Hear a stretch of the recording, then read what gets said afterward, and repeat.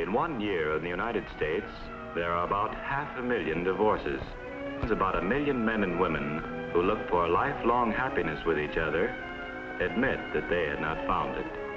It means many thousands of children who need the security of a home and parents lose it.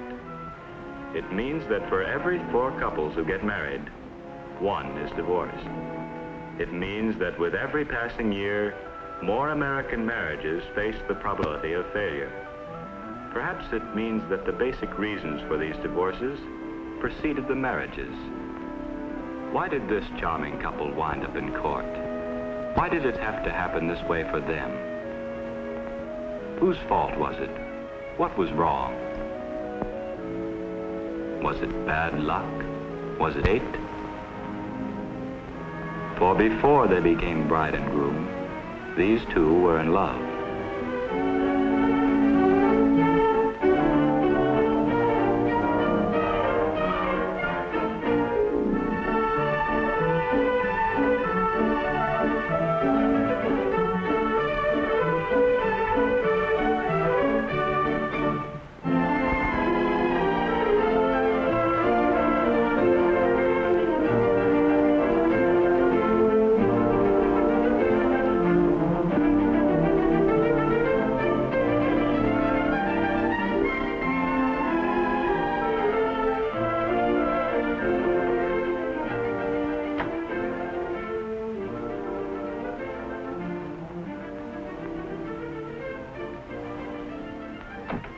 Did you ever see such a day, Ken?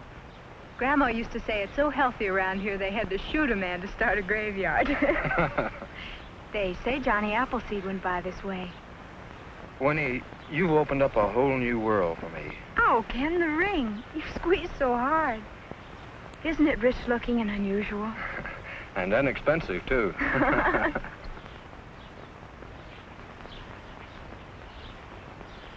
Ken, I can hardly wait until September to get away.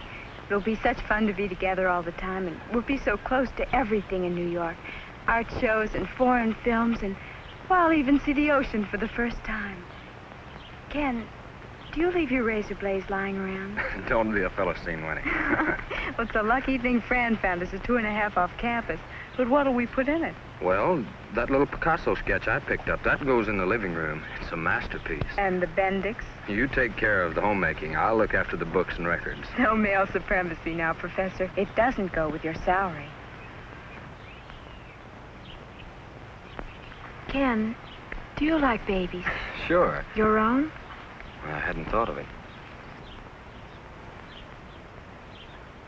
Are you insured, Ken? No. Why? Well, we know so awfully little about one another, don't we?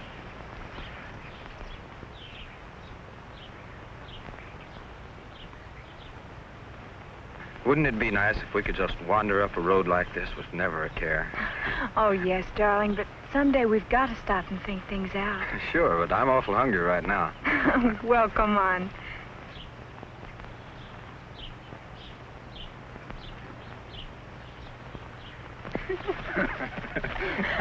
A man chases a woman until she catches him. Oh, Ken, isn't this heaven? Ken, let's not think too far ahead yet. Let's just fill every second with minutes. Nothing's changed, has it, Ken? Of course not, Angel. I'm still a mystery to you. As mysterious as life itself. I wanted to stay this way forever and ever.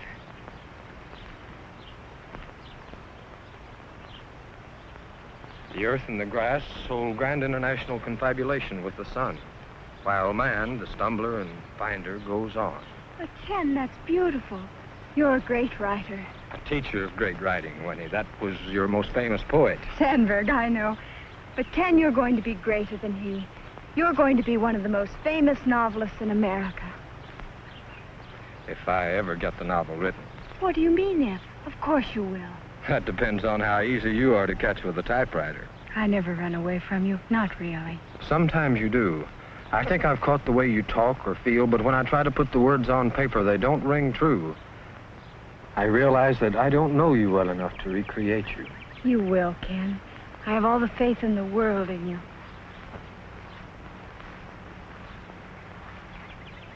Winnie, do you always have to pick things? Why not? You see a flower and you think of Sandberg or Whitman. I see a flower and I want to wear it in my hair or put it in a vase.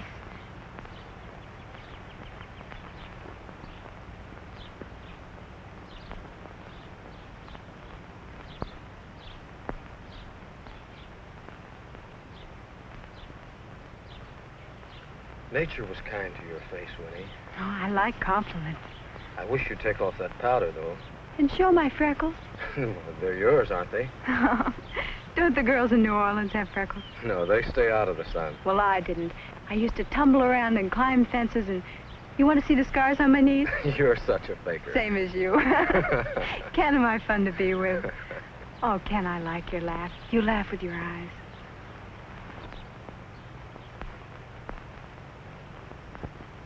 You know, when you're 100, I'll be 105. I want to die before you do, Ken. Blue eyes say, love me or I die. Brown eyes say, love me or I kill you.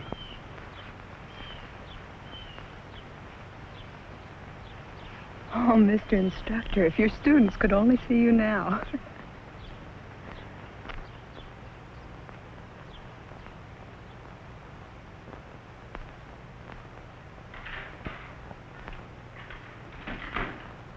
Hi.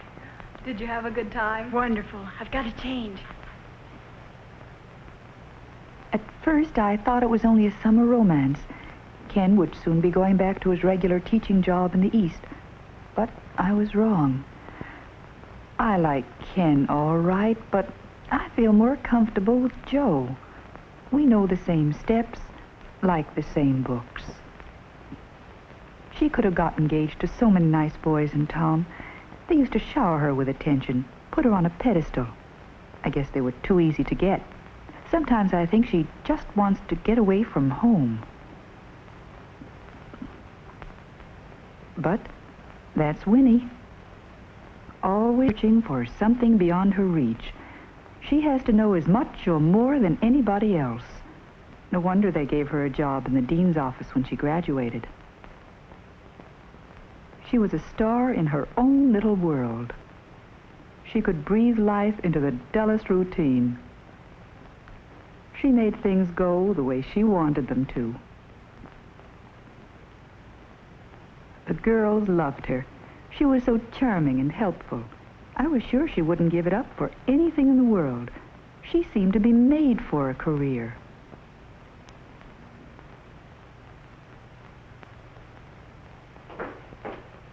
Be a darling, May, and help me with my zipper.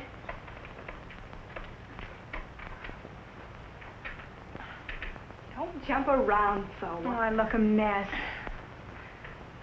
You never looked better. Am I too showy? Some of Ken's friends are coming in from the East today. I want him to be proud of me. There they are. Bye, May. Bye. Have a good time.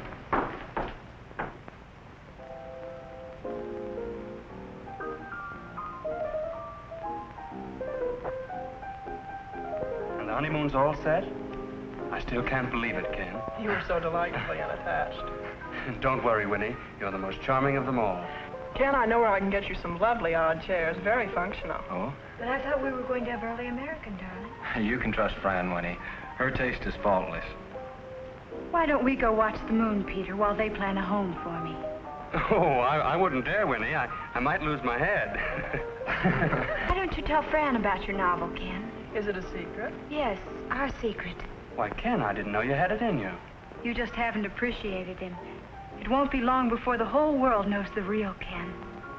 Do tell me about it. I'd rather not. It's a little early, or late, rather. Shall we go? Don't you think we make a charming couple?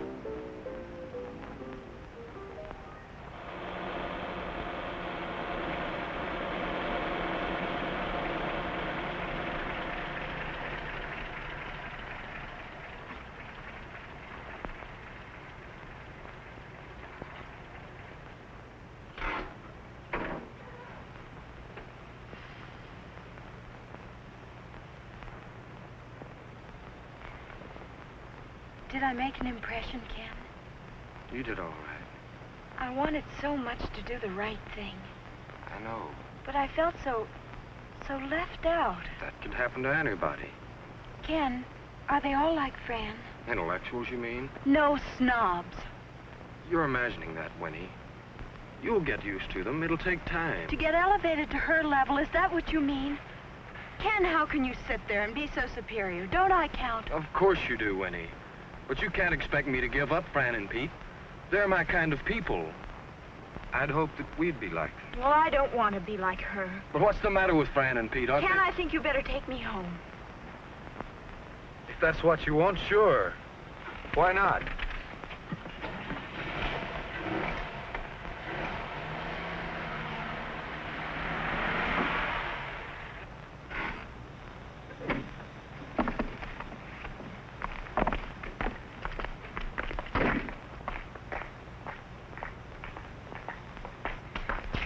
Look, darling, hasn't this gone a little too far? It certainly has.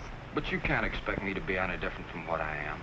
Don't you expect to change, even a little? After all, I've been giving up everything in the world for you. But what if I don't write that novel? Ken, you don't seem to realize yourself how good you are. No wonder Peter But said... I've never had anything published. You're being unfair. Why? Because I want you to be famous? Ken, you don't realize how exciting a writer's life can be. There's no greater thrill in the world. Can't you be just a college professor's wife? Isn't that enough? And play ghost to your Hamlet. Oh, no, I'm not going to sit at home with the four walls and count pennies or alter myself to suit your friend's tastes. Winnie, I love you. And I love you, Ken. But I'm not going to let you change me.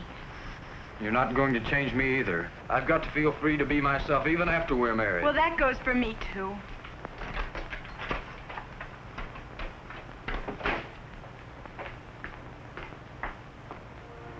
He was in one of those moods again, and late as usual. But he was very popular, and nobody minded, of course. He liked to hold his class outdoors when the weather was nice. He called it Folk Origins of American Poetry. But Lit 131 was more than that, really, much more. He had read a lot and traveled widely and was a brilliant lecturer. But he was too easygoing. There was no discipline at all. He was so informal and so impersonal. I didn't think he could belong to anyone. He used to invite me up to his room once in a while. I could never figure out his game.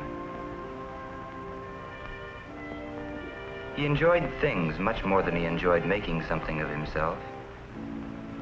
He liked to talk about the folklore of the country people, the ballad singers and the musical instruments. He took pleasure in new values and ideas, and especially he liked the feeling of a university wall around him. He never was called on to make any practical decisions.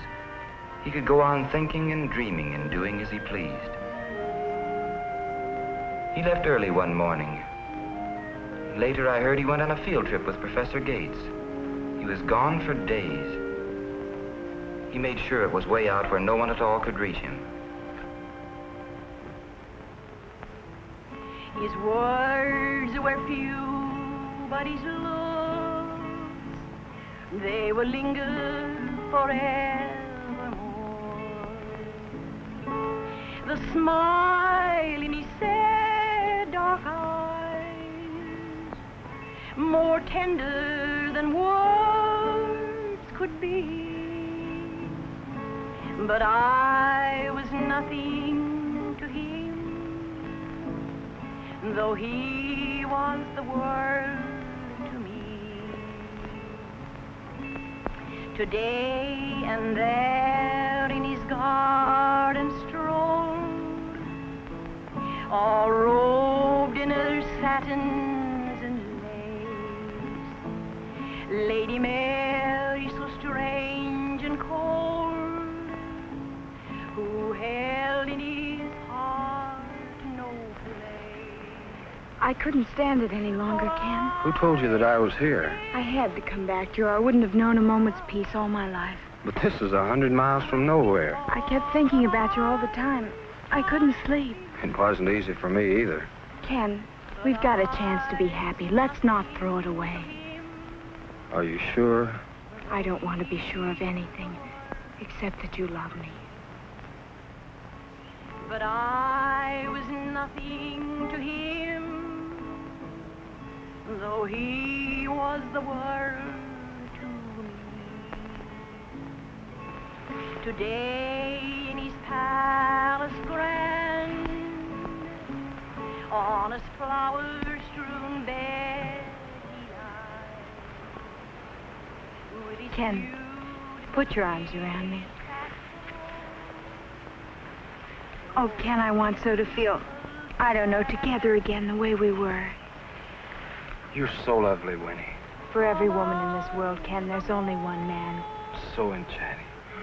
When you marry for love, Ken, you're always happy. So seductive. Are you going to be nice again, Ken? You'll see now. And you'll be an angel about everything. Always. And we'll never disagree about anything at all. Never. And you won't forget my birthday? June 26th. And promise you won't take me for granted. I promise. And you'll never get fat and bald. Never. And we'll always be in love, even when we're old. Always. Kiss? To what, Ken? What to? You say. To love.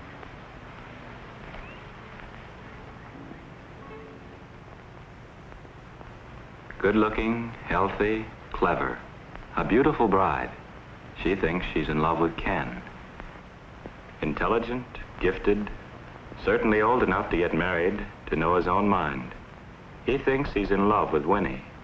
He likes her vivaciousness, but he doesn't realize it can't be bottled up and controlled. She likes his air of distinction, but she wants him to accept her taste. He likes her simplicity, but he wants her to be sophisticated and understand his complexities at the same time. She likes his romantic moodiness, but she wants him to be a steady provider, too. He likes her maternal qualities, but is not prepared to give up his freedom to really enjoy them. He likes her efficient practicality, but he doesn't want to have his wings clipped, so he is down to earth along with her. She likes the idea of going to live with him in a new community, but she wants the people there to be like her own neighbors.